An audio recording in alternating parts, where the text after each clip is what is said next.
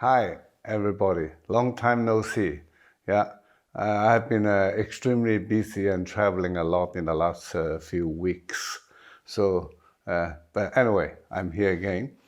Um, yeah, today I would like to share with you the situation of our world. Yeah, and maybe for those who joined my channel already or saw my channel already from the beginning, that was the end of 2019, beginning of 2020, I have been forecasting that we are moving into a difficult time. Every year I make a brief forecast about the next year, and I keep saying that catastrophe is on the way.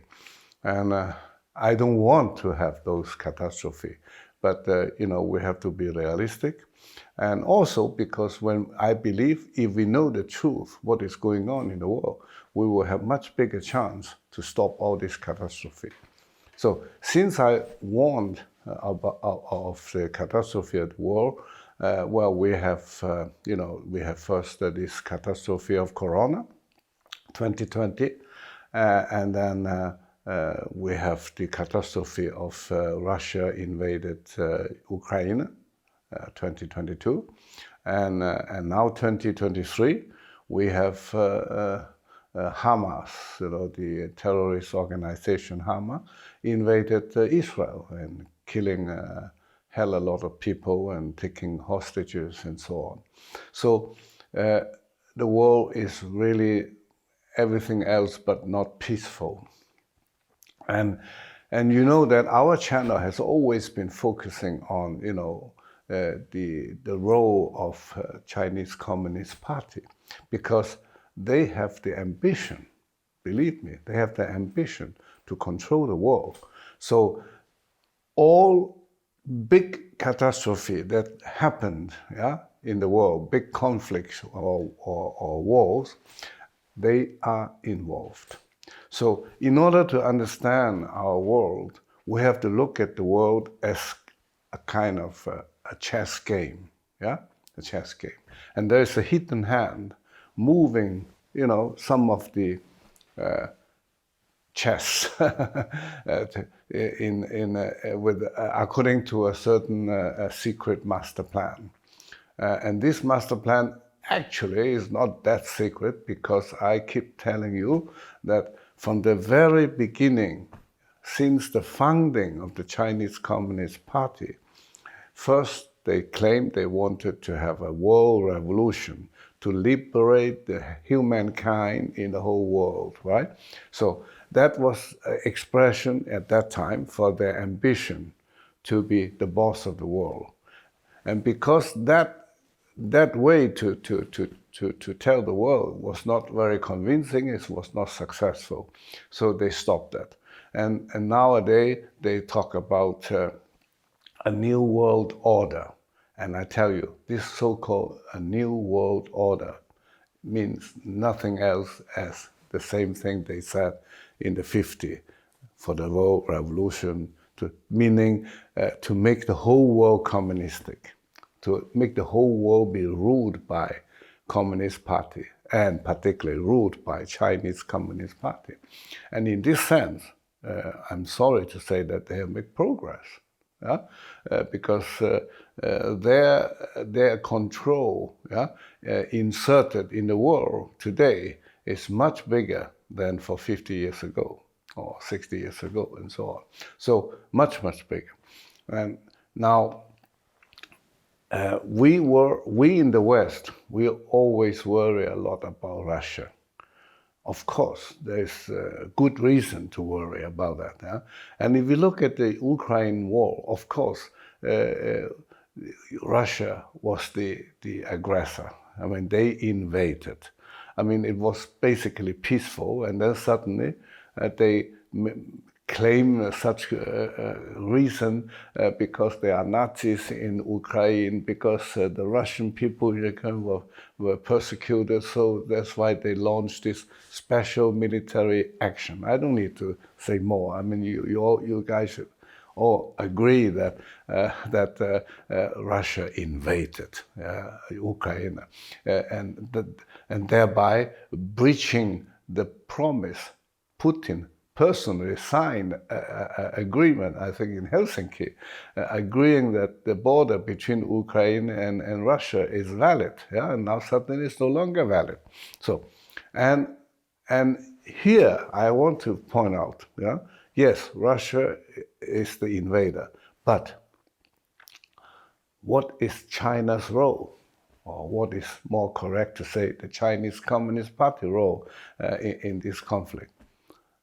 They pretended in the beginning to be neutral and always play as the peace angel and appealing to both sides to stop fighting. You know, first when they secretly agree with Russia's Putin, yeah, to invade Ukraine. You guys remember, Putin was in Beijing for the opening ceremony of Winter Olympic, and they have 7 hours secret talk, and they supported totally in secret Russia, and they wait until Russia started the war as Putin promised, right after the Olympic game, because Xi Jinping in China didn't want him to start during the game. That would damage the game, you know. So, and he did it. He did it after, 2 days after the games, yeah. Then it was 24th of February, 2022, right? So the full-scale invasion. And after Russia has already occupied quite a considerable area or territory of Ukraine, then China always then played the peaceful angel and say, oh, let's stop fighting. Both sides should stop, basically meaning first letting Russia to invade and then don't allow Ukraine to defend itself. Now, what happened is, today we have another war, we all know, on the 7th of October, in the area of Middle East, around Israel. It has actually been quite peaceful for years, relatively said. And suddenly, 6:30 in the early morning, the terror organization Hamas fired around 4,000 to 5,000 rockets into Israel, killing at least 1,300 people. And then they started invasion on land and sea and air, full-scale invasion to Israel, and took, not only killing people in a most brutal and cruel way, like small baby got many bullets in the body, and chopping people's head and so on, and and also they actually caught people as hostage and using them as human hostage to bargain in the future, I guess. Now again, people may think, oh, China was playing a peaceful role because after the invasion, when 1,300 people killed and a lot of people become a hostage and so on, and Israel took it by surprise, and decided then to fight back full scale. And at this moment, CCP tell the world, CCP, Chinese Communist Party, tell the whole world, oh, please, we appeal both sides to stay calm and stop fighting, stop firing, ceasefire and so on. I mean, hey, this is, you should make sure that you don't encourage Hamas to start the war. Why I say so? Because you guys should remember, most people understand now that Iran is behind Hamas. But what you may not know is China is behind both Hamas and Iran. And China has been maintaining a very good relationship, close relationship to Hamas, also to PLO, already in the 60s, as when PLO, Palestinian Liberation Organization, under leadership of Arafat, China, since the very beginning, had an excellent relationship to the Palestinian organization and later to Hamas also. Hamas leader keep visiting Beijing now and then. And not only that, all the weapon technology China give to Iran also come to the hand of Hamas. Yeah? And some of them are directly to Hamas. And not only that, the Chinese telecommunication company, Huawei, has basically been the supplier of telecommunication network and mobile phone and so on in the Middle East. Yeah? They have a huge market share in Middle East.